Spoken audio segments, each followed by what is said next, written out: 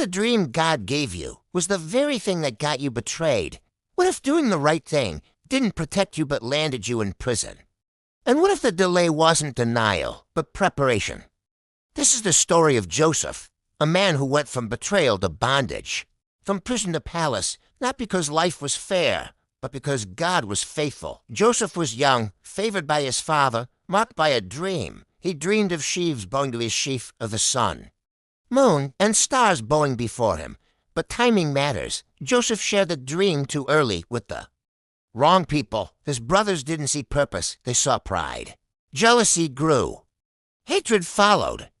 And here's a painful truth. Sometimes the people closest to you are the first to doubt what God showed you. One day, Joseph was sent to check on his brothers. He never returned the same. They stripped him of his coat, the symbol of favor. They threw him into a pit as empty, the darkest silent. Then they sold him.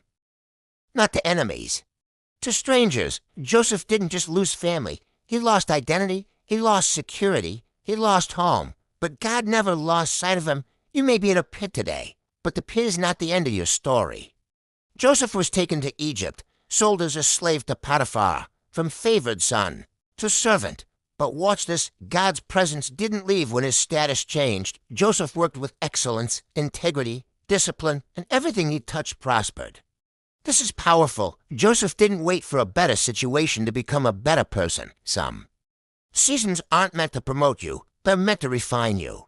Then came the tested character. Potiphar's wife desired Joseph, tempted him, pressed him. Joseph ran. He chose righteousness over pleasure, and for that, he was falsely accused, thrown into prison.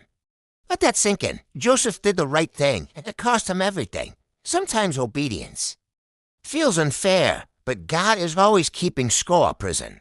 Cold, forgotten, silent. But once again, God was with Joseph. He found favor even behind bars. Joseph interpreted dreams for fellow prisoners. One was restored. One was executed.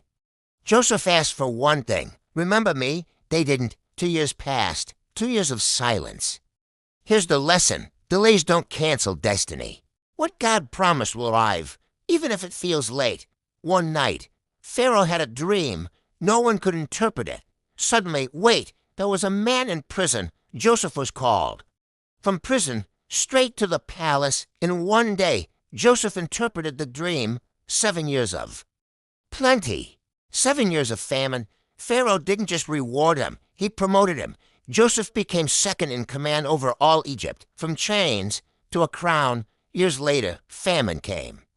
Joseph's brothers arrived, begging for food. They didn't recognize him, but Joseph recognized them. He had power, he had authority, he had a choice, revenge, or forgiveness. Joseph said, "You meant it for evil, but God meant it for good." This is maturity, when you stop blaming people and start trusting purpose. Joseph's story teaches us dreams take time, integrity matters, delay is not denial, God's plan is bigger than betrayal. You may feel forgotten, misunderstood, delayed.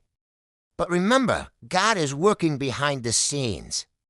And when the time comes, your prison season will lead you to a palace purpose. Hold on, your story isn't over yet.